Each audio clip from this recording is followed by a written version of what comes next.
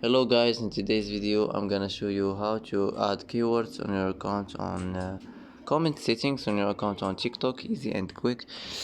First, click on your profile icon, click on these three lines here. Now click settings and privacy, and here you will find privacy. Click on it. Here you will find comments. Click on it, and here as you see you have to turn it on, and here you can add your keywords, and that's how to add your keywords on your comment settings. And that's it,